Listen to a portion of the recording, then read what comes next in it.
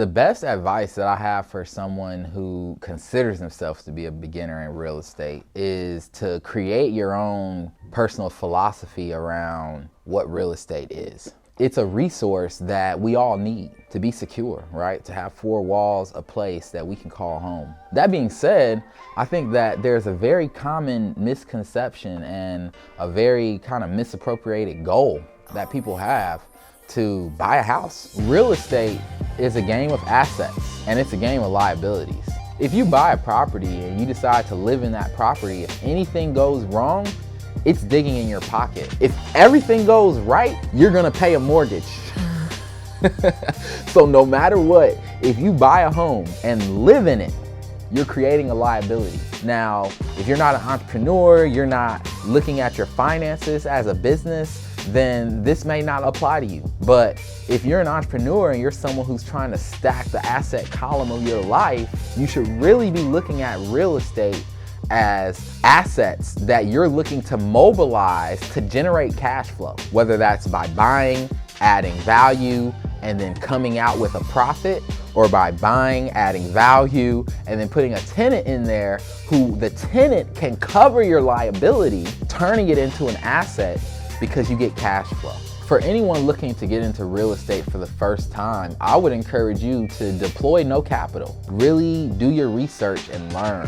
Buy a couple books. One that I highly recommend is by Tony Robbins called Money, Master the Game. And in that book, he really talks about how to build up a nest egg. And it will really help you to understand the difference between an asset and a liability. I don't know if Tony Robbins goes specifically into whether you should or should not buy a home, but I do know that being a more informed candidate, you're gonna make better decisions. And so the first step for anybody looking to get into real estate that I would encourage is learn the game. Learn the terms, learn the roles, learn the deal flow, and then start to identify where you sit within it. My entry point to real estate was to start a construction company and work for others. And that way we could start to learn about real estate while adding value as a business. Opportunities to own, opportunities to flip, opportunities to hold and rent, find us, because